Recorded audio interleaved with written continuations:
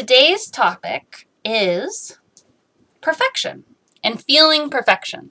And at the beginning of this broadcast, I was saying, oh, I haven't made my bed. Oh, my chair is uncomfortable. I wish I had a beautiful little church and all of this stuff. I'm dreaming of the future, and I'm moving towards something that I wish and I hope for in the future. I say, oh, I really hope and wish that that in the future I have all these wonderful, wonderful things.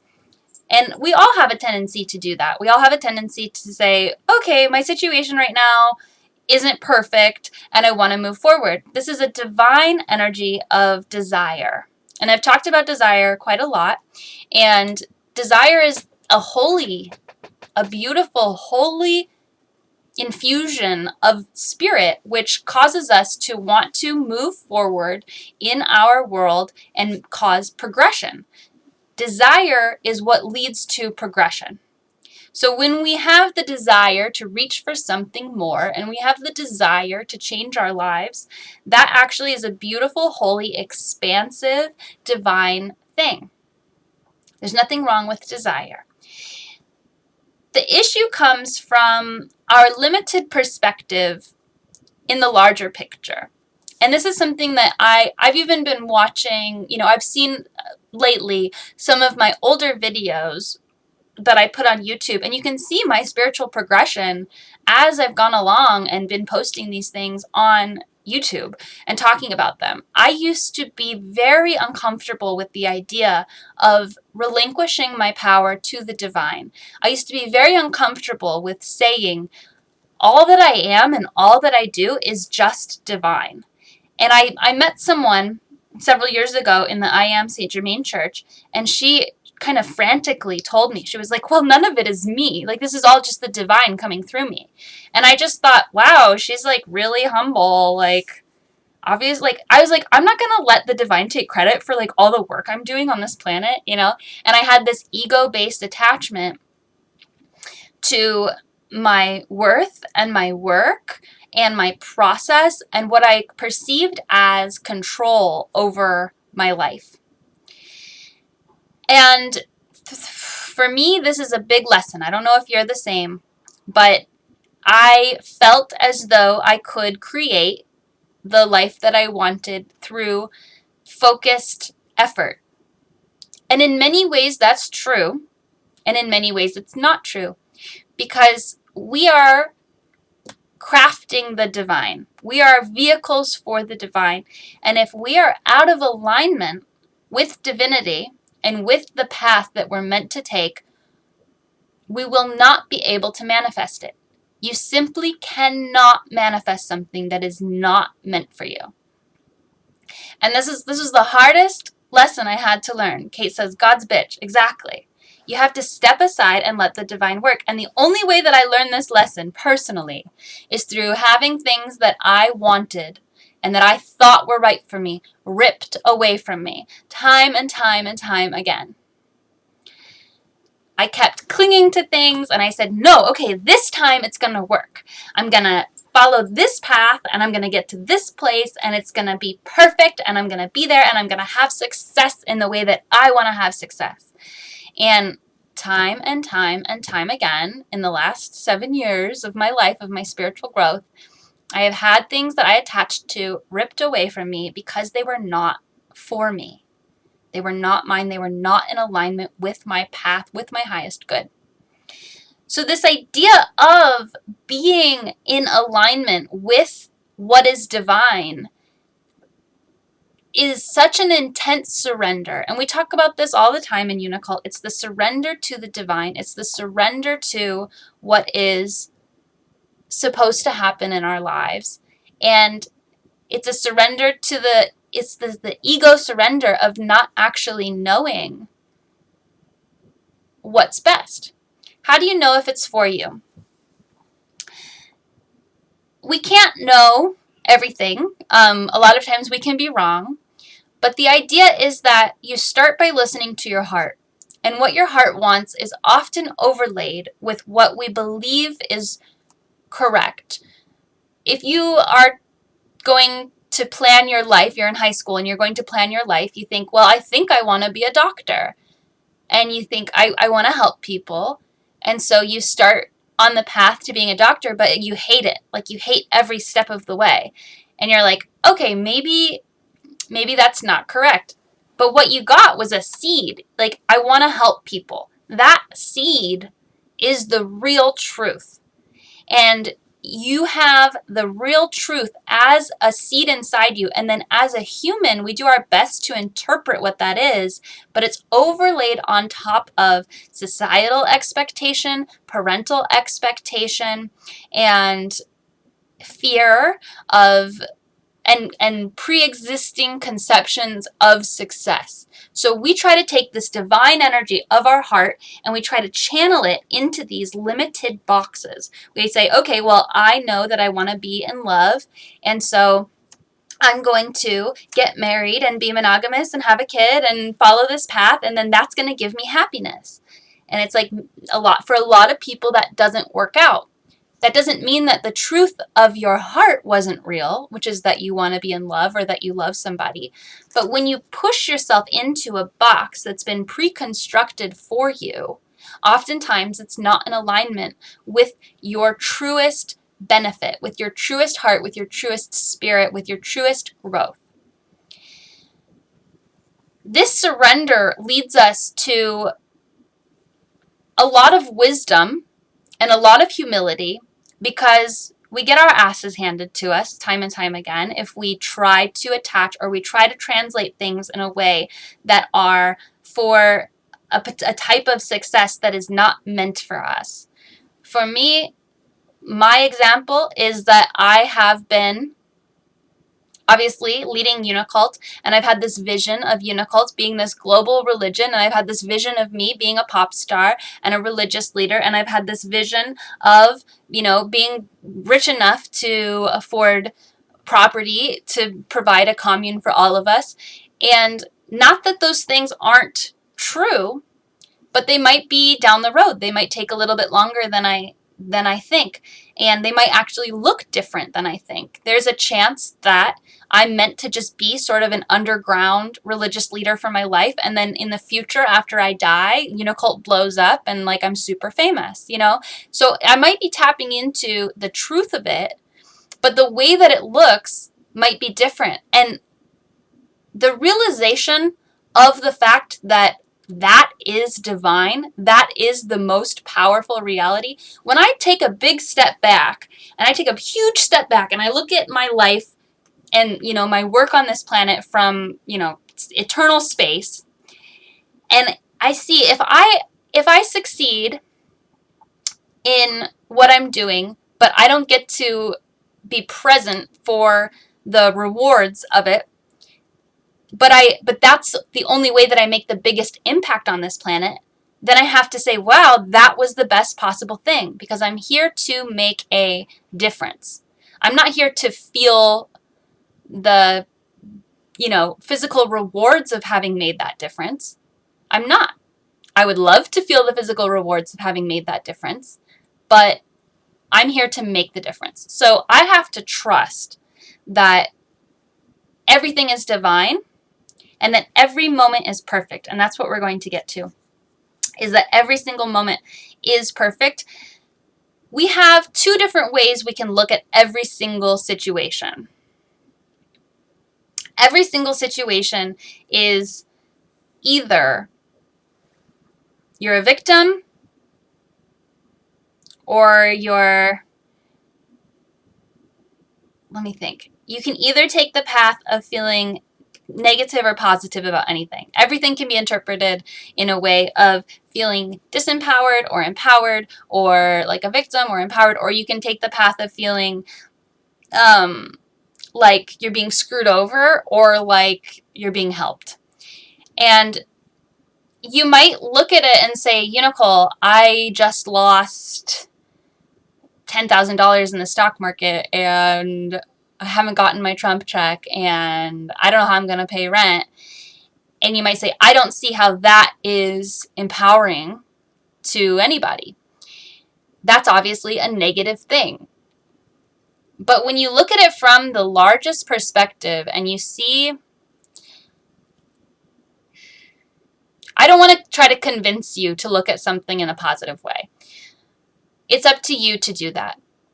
But from a logical perspective, just from a logical perspective, you have life energy. Life energy is what guides you on your day-to-day interactions. If you spend your life energy feeling bad, this is God's bitch sermon. If you spend your life feeling bad and angry and like a victim, you're wasting your life energy on negative emotions. Your emotions are your life energy. Your emotions are the realest reality that there is. They're the soup that you exist in. They're the consciousness filters that change your perspective. You have to live with your emotional reality. And your emotional reality, if it's negative, it poisons you. So you can look at the world and you can say, this is all bullshit, and I am mad, and I am upset, and I hate this, and I just want to die, and I just want to destroy everything, and I just feel bad, and everything sucks. You can feel that, but all that's going to happen is that you're going to feel bad. You can also have this faith, this trust, this perhaps insane ideology that everything is more than it seems, and that every single thing that you do and every single thing that you experience is in the highest good for you. This is like some insanely powerful, algorithmic, soul increasing power program for you to obtain eternal soul knowledge. The knowledge of your soul, the knowledge that you take on spiritually when you grow and you internalize all the things that are happening to you and you decide to step up to the plate and you decide to grow, that knowledge is eternal. It can never be taken away from you. Your house, your car, your clothes, your beauty, your body, all those things, those physical things, can be taken away. They're not real. They're not eternal. The weight that they hold, we think those things are the top, but they're not. They're actually nothing, because this life, I believe, this is just my interpretation of reality in a way that helps me not feel like I'm stuck in toxic energy soup, is that we have eternal souls. And I also know that when I try to cling on to things, when I try to cling on to, a relationship or a situation or an object or whatever, or an image or whatever it is of material reality, money, ideas of success that are societal, those things disappear and change and go away. But the progress that I make on figuring out how to have a stronger approach to reality, of a more love, every time I practice unconditional love, I get stronger, and it stays with me, and it never goes away. I only get stronger and stronger and stronger and stronger.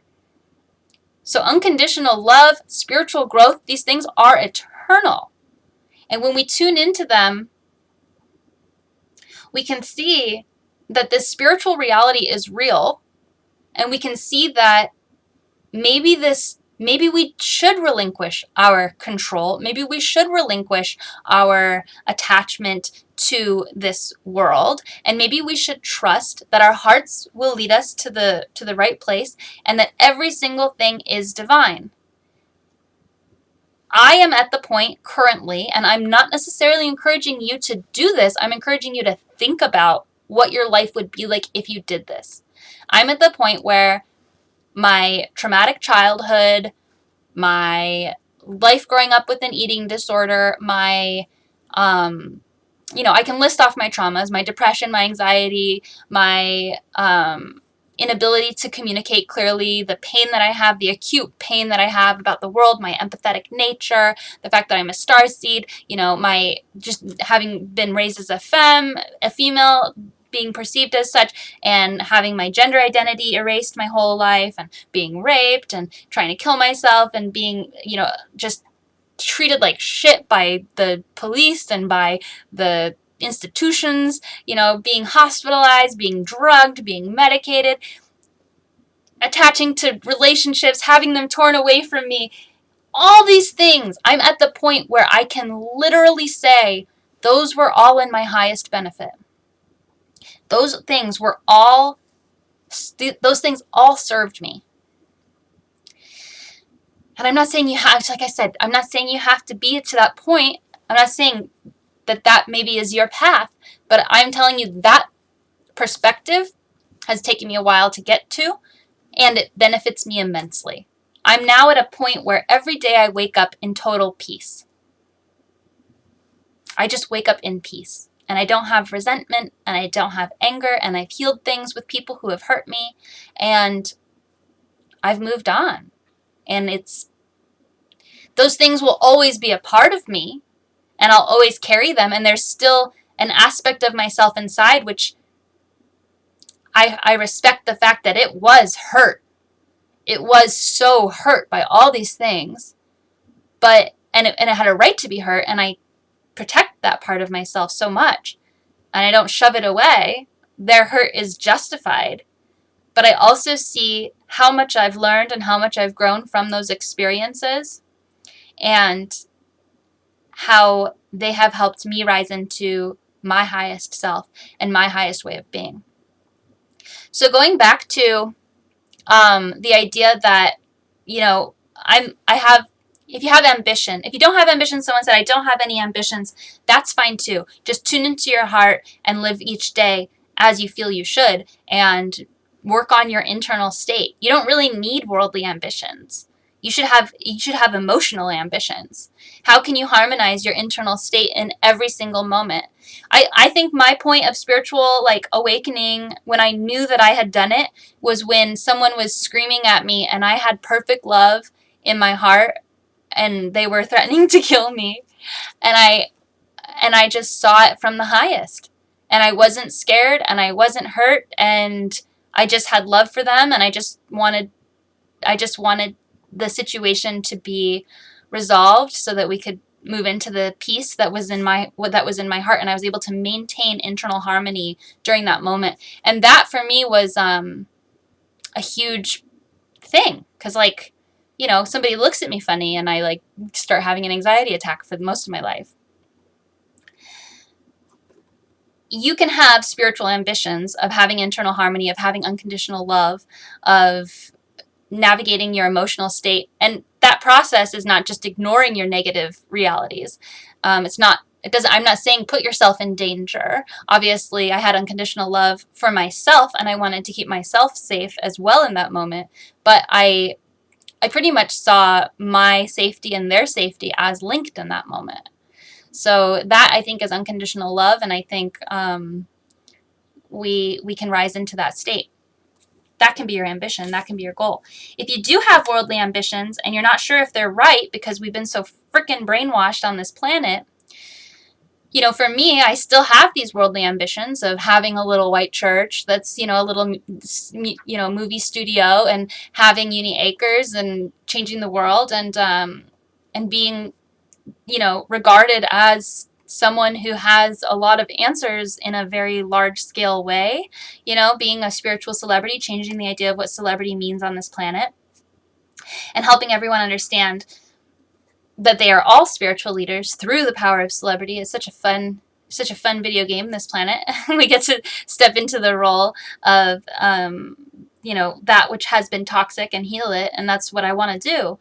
But the thing that I realized the other day, and this is going to take a little bit of explaining, but I have a library of about 3,000 books, and I have moved this library 25 times to different houses.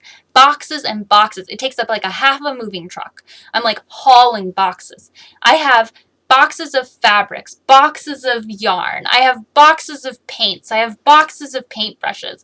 I have ribbons. I have doll heads. I have all kinds of things. A lot of the stuff I've had to get rid of because I live in a small space and I don't have any storage. But for years and years, I've hauled around all this stuff. I have a giant loom. I had a spinning wheel I gave away finally.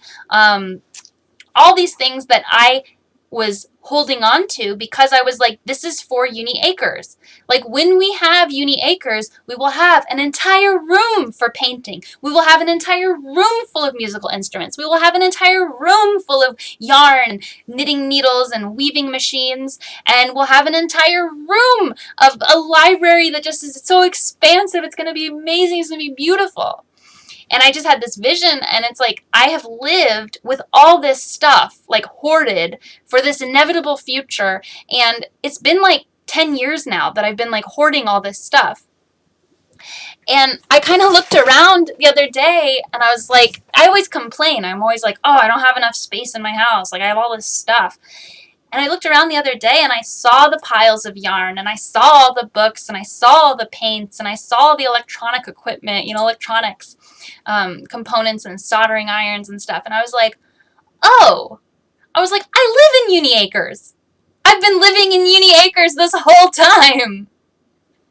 And it's like such a silly, simple realization, but it's like, how cute is this? When I saw it from a more eternal perspective, and I just like pulled myself back and I saw it, it was like, oh my God, like I am living in Uni Acres already, and I have been this whole time. I've had all this stuff. And so to be grumpy for 10 years about this, instead of realizing the beautiful perfection of what I have, and the beautiful perfection of what I'm creating, and the beautiful reality that I know is so true in my heart, and my devotion and my dedication to hoarding for it, that is perfection. And if you can trust in the divine plan, and you can trust, and you can say, this is perfect. This is perfect. This moment is perfect. We hear things like the journey is the destination, and that is so trite, and it's so frustrating, and it gives no relief to the pain of the endurance that's required to get to a specific point. But if you recognize that it doesn't need to be an endurance, that whatever you have a vision of already exists within yourself, and you are manifesting it to the way that the universe wants you to manifest it currently, and that you can trust that you don't really have control to force things, that they will unfold, that if you hold that desire in your heart, it will unfold. And for me, I see this as, my path has been so long and so hard, and I can't say I've enjoyed it, but also people in the future will look at my path and my inevitable success, and they'll say, wow, look at what Unicron endured. I can endure this too. And we endure whatever Earth is doing, and hopefully it'll be easier in the future. But I feel sometimes like a spiritual martyr in the sense of time, and in the sense of just having to take so much time. But if you can see each moment as divine, if it's for the fact of, giving my path more legitimacy and authenticity, I wasn't born wealthy. My family was not wealthy. I was not given any opportunity. I still work. I still work a regular job, and this is, maybe it just makes me more authentic, more relatable. I don't know. I trust that whatever reasons I have for going through the trauma of not getting what I envision instantly is divine. And of course, you all have your own path and your own journey and the things that you long for and your own ambitions. And a lot of you have those ambitions of the same things that I have for Unitopia and Uni Acres, and for us to change the world to be truly enriching for all of us. And I think that what we can do right now, especially, and the more we do this, the better it is to look around and say, this is perfection. This is perfection. It is all unfolding. It's all unfolding in the most beautiful and divine way it could possibly unfold.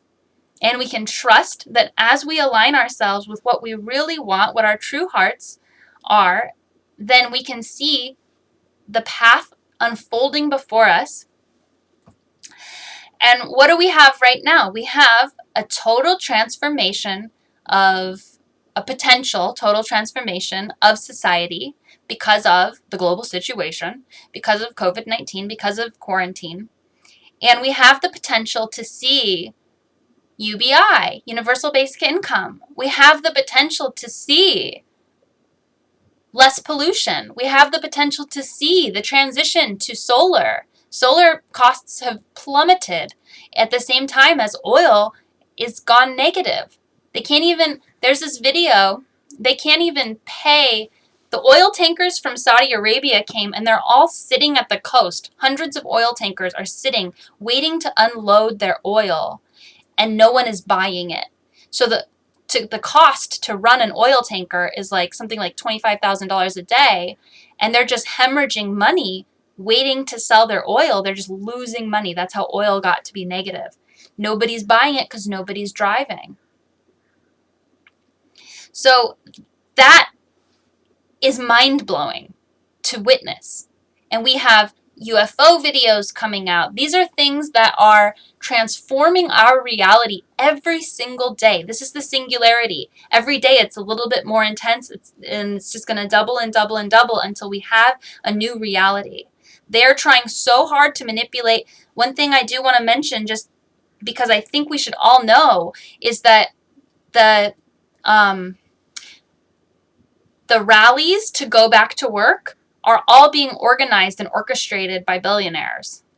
By, I mean, we can't say for certain it's by billionaires, but by singular entities. And they're forming these Facebook groups in all the different states. Somebody went and they did the background of the websites and saw that they were all created from the same location. So one person has been creating the Facebook group for, Minnesota go back to work and Wyoming go back to work and all these things. And this is not our reality. We're being force-fed different realities than are really in existence.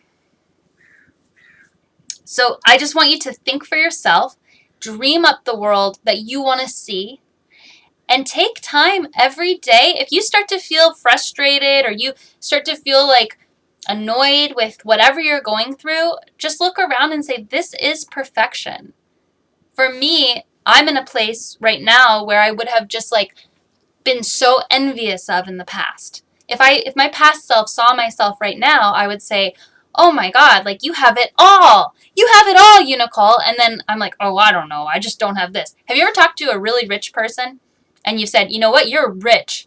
You're rich as fuck. And they say, oh, no, I'm not. Oh, no, I know I'm not really wealthy. I don't know. Oh, I have friends who are richer and I don't know. And it's like, yo, wake up. Wake up. You're rich. And I think that we all have aspects of ourselves where someone else could come to us and say, look at what you have. I wish I could have that. And it's not necessary. I'm not saying, we should feel better than other people. I'm just saying, look at what you have. You're rich. You have at least one thing in your life that you are abundant in. It might be friends. It might be skills. It might be, your imagination or your creativity. Everything is perfect.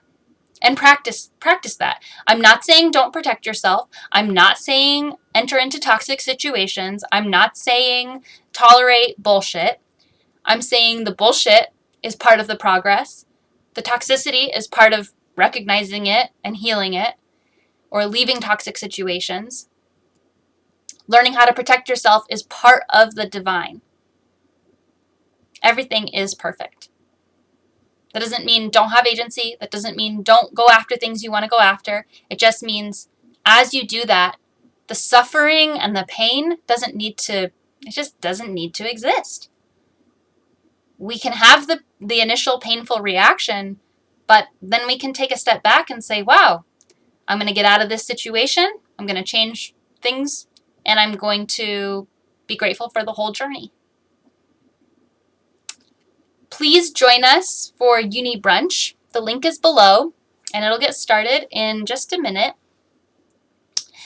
And I'm so grateful you all joined me. Spirit of Uni, please bless every single person who watches this in the past, present, or future.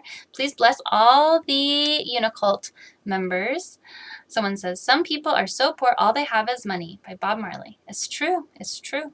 It's a great quote. So grateful for your donations. Thank you to everyone who donated. I did see some donations. Very grateful. Your support is amazing. My finances have been we're in a time. So I am very grateful to everyone who shops at Unicult Supply Co., who donates, and I'm also grateful for your attention. Your attention is a commodity. It is holy, and what you put your attention on thrives and blooms and grows. So thank you. Please join us for Uni Brunch. Uni Bless!